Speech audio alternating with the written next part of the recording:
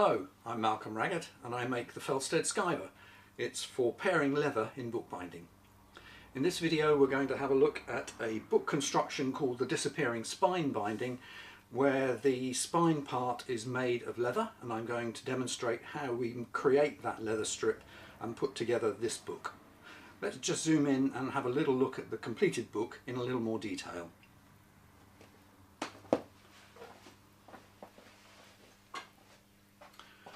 So this is the book I'm going to demonstrate. A disappearing spine with separate front and back covers. You can cover those in whatever material you like. I'm putting on here a fairly white clean buckram, but paper or book cloth works quite well. And the spine I like to make as leather because that is a good hinge material. It consists of a block, end papers, a spine and the two front and back covers. Two key construction points are that the end papers have a small concertina hinge in them, front and back, and that means that the end papers will allow the covers to open completely without putting any strain or restriction down there. And the other thing is that if you open, I like my books to open flat. If you open the book, you'll see that it's built on a hollow on the spine there, and that allows it to lay flat so that we can write notes quite easily. I'm going to show you very briefly each stage of that process of making this book, and then in more detail I'm going to come back and have a look at how we create that leather hinge, because the point is to demonstrate the skiver and how we can use it.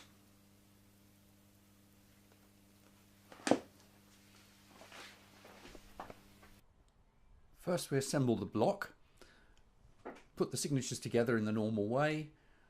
You can sew the signatures onto cords or tape, but I'm going to use a Tyvek approach, which involves slitting a sheet of Tyvek,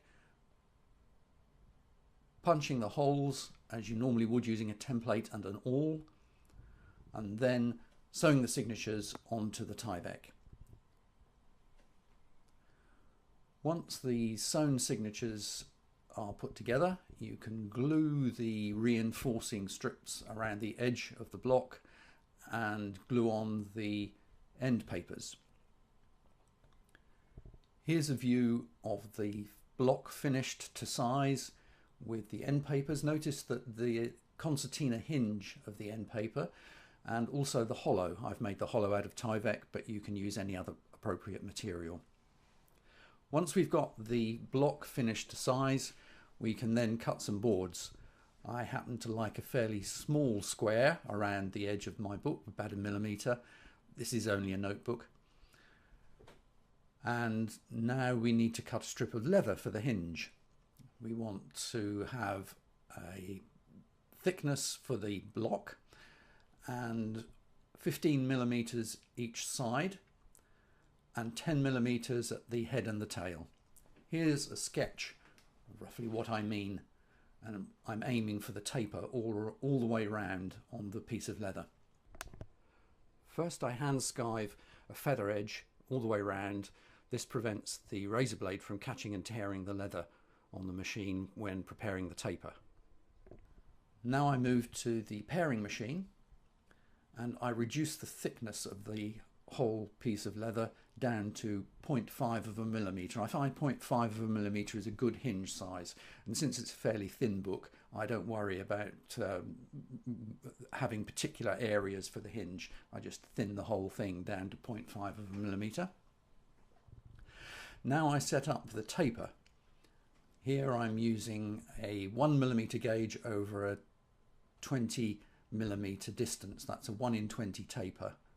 I'm going to apply that 1 in 20 taper all the way around the piece of leather.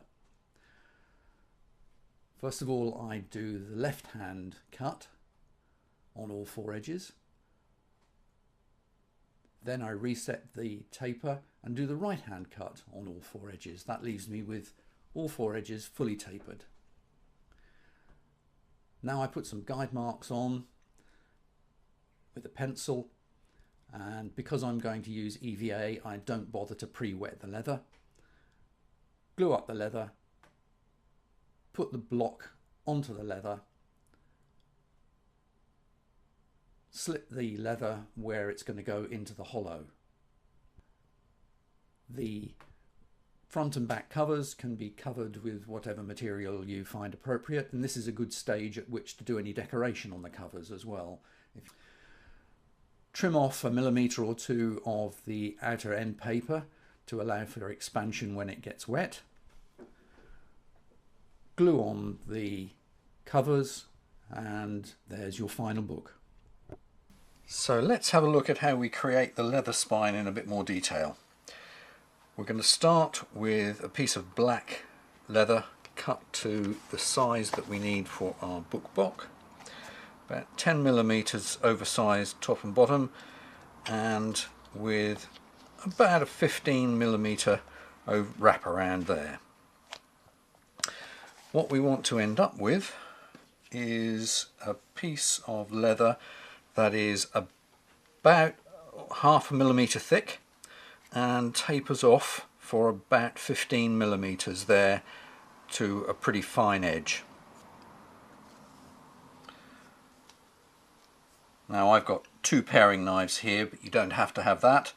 You can use a scalpel or a regular paring knife.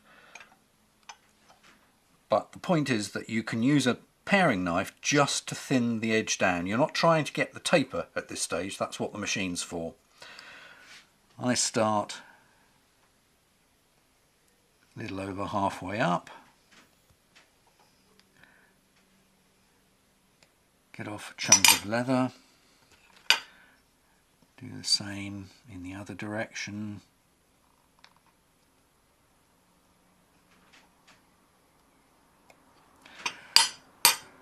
Probably won't have got it down exactly right, it's still a little rounded, a bit thicker in places, so a second cut is perfectly normal. Just take it down to a feather all the way along the edge.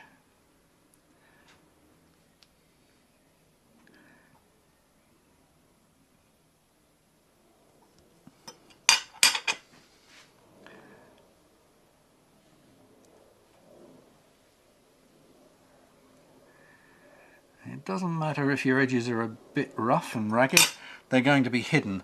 When they go over, they get the cover stuck on top of them, so they don't have to look pretty. Need to do all 4 edges like that.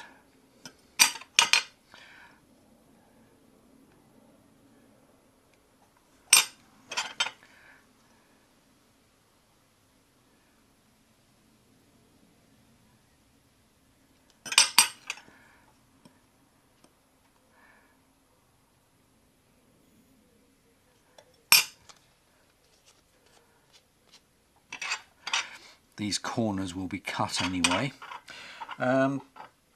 So then we do the other 2 just like that.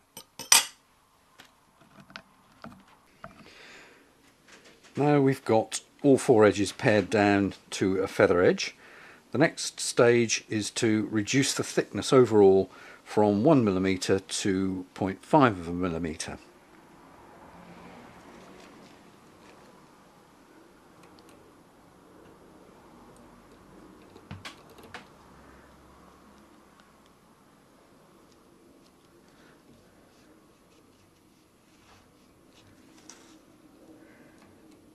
Just want to check that the leather is pretty evenly thicknessed. Yep, that's pretty good. Not taking much off there.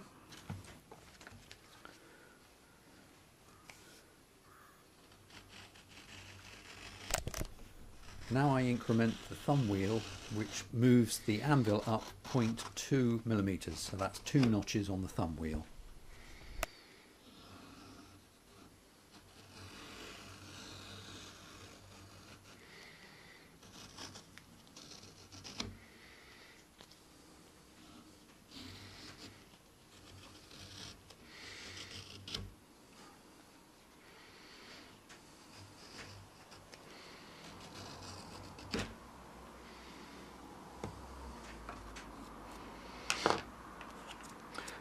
we'll check the thickness.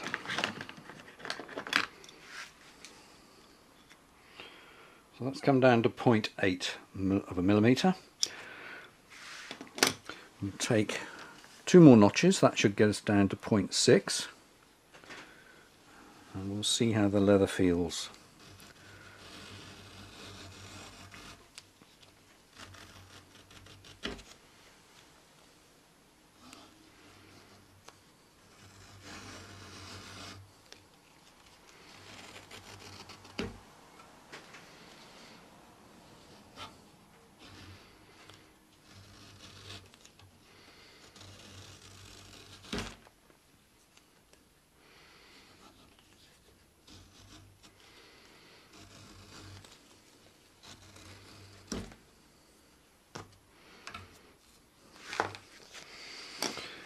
Let's see what that's like. Yep, that's down to 0.6. So we'll take 1 more notch off. It still feels a little stiff. Another notch should get us down to 0.5.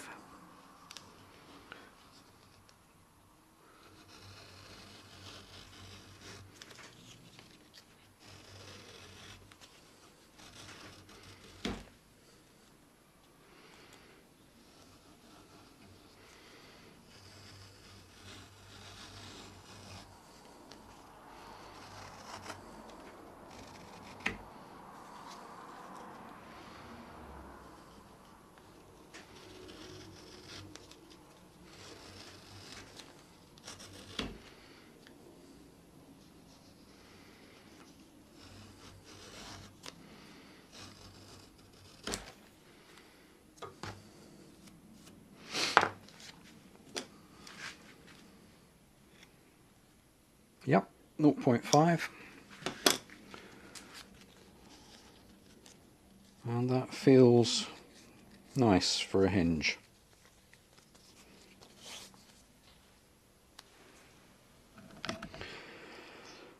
Now I need to make a taper all the way around, all 4 edges, and I want to go from 0 to a 0.5 millimetre over a 15mm width, which is a 30:1 taper, or 30mm to 1mm.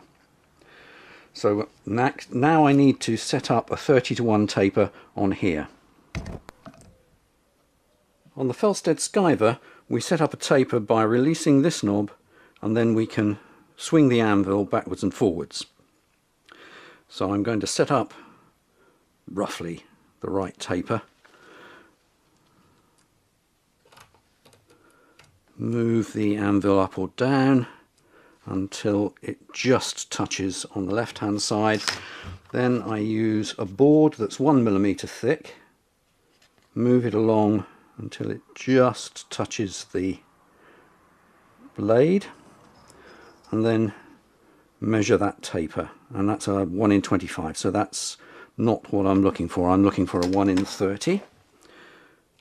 So I just need to move the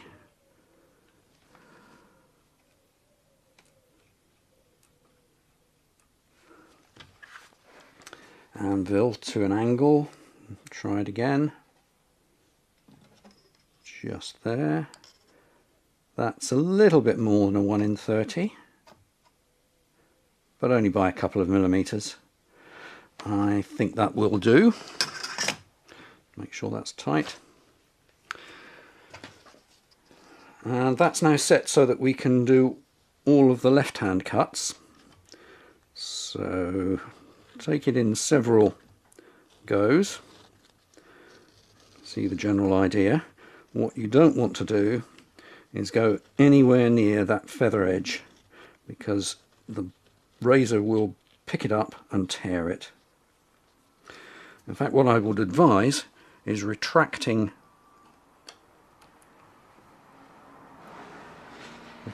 back until there is a clearance between there of about the thickness of a 40-gram piece of paper. That way there's no danger, or should I say there is reduced danger of it picking up. I'm always watching that feather edge to make sure that it's not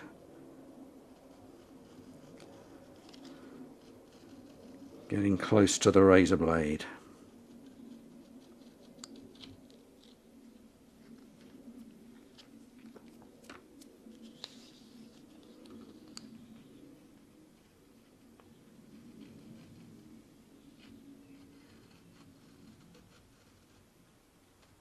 it's getting very, very close.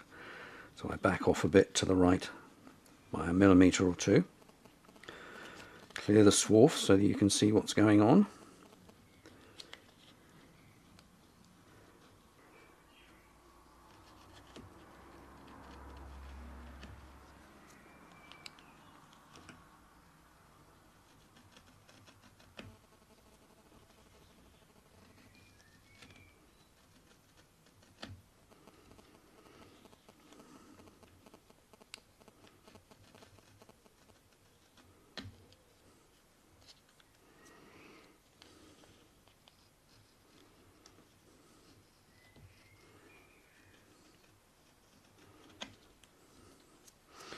And then we repeat that for the other 2 edges. When you've done as much as you can on the left-hand taper like that, then we need to switch it over to the right-hand taper. Now if you just move it up again so that the anvil and blade are just in contact, there, you can swing the anvil over so that it just comes into contact on the right-hand side. And then you've got the 30:1 taper in the opposite direction to check that a piece of paper will go through there, and it will just.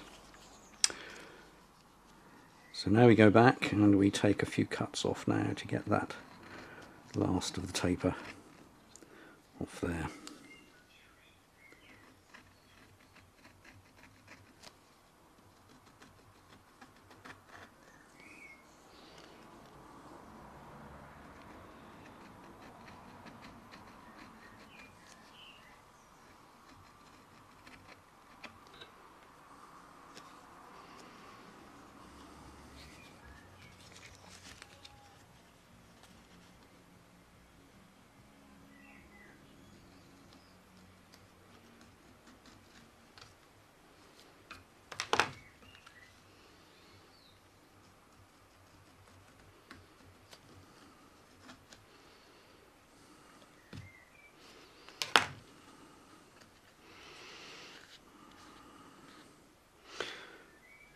It's good, and now we do it for the other 2 corners to finish off that taper all the way around.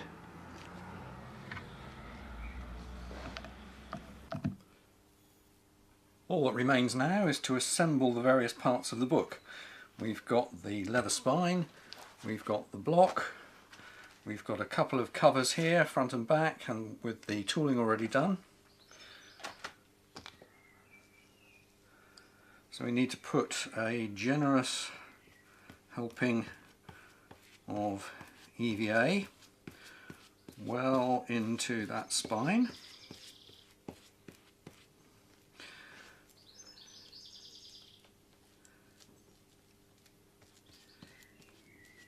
I'm not too worried about the corners where my fingers are because I'll be cutting them off later anyway. Because EVA is quite a rapid adhesive, I don't bother pre-wetting that.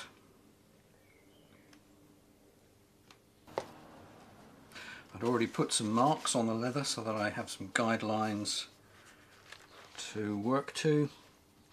And now I put the block down, making sure that the concertina end papers are well in there. Before I wrap it round, I'm just going to make sure that the hollow is well adhered.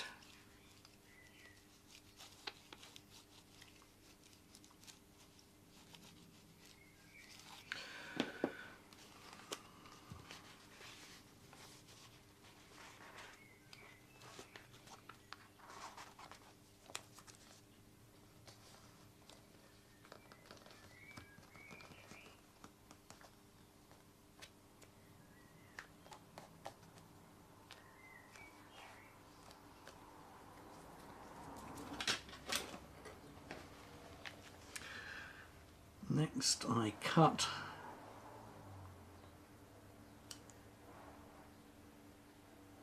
the turnover to go down the hollows.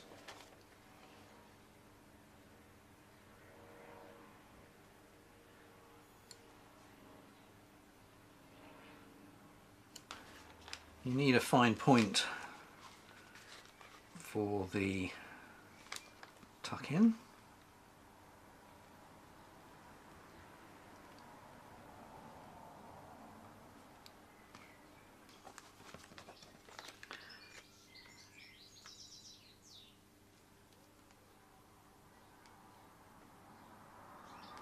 Cut off that tab.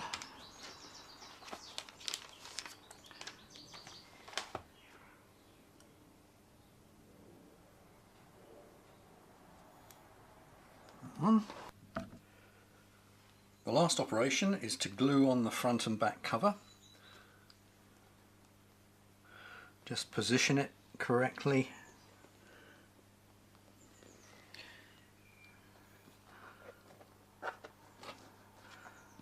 And then I've got a piece of low tack tape which I make even lower tack by sticking it down on a piece of plastic first.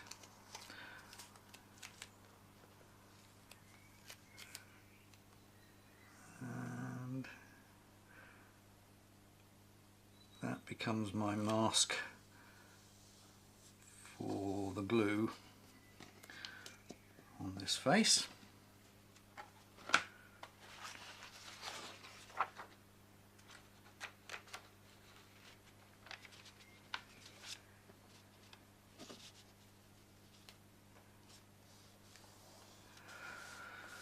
And then we paste up that with EVA again.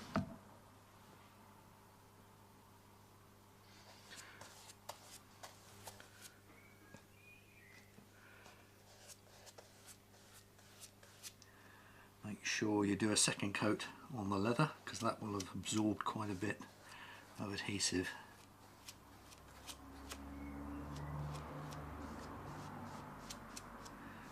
We want to make sure that's got a certain amount of stick. It's probably quite a good idea actually just to wet the edge of the board there, because that will absorb some more adhesive.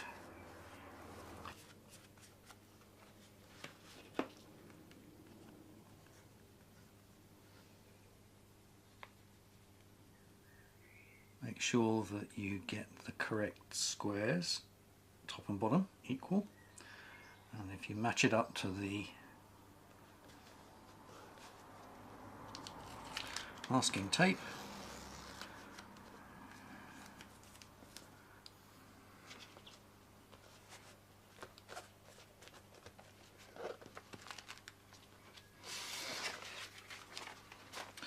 now we just gently got to get those creases out of there.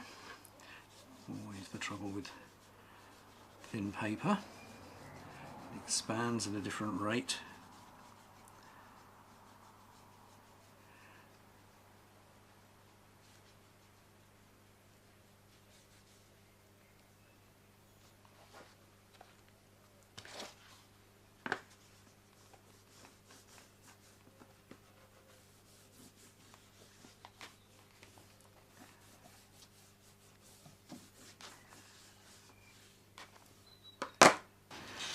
A little bit of acetate in there to prevent any glue that might come through that thin paper, sticking the end paper together.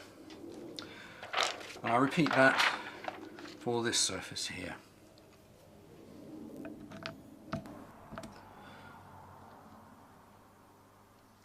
Once you've got both front and back covers pasted up and on, the two acetate sheets in there to prevent the end paper sticking together.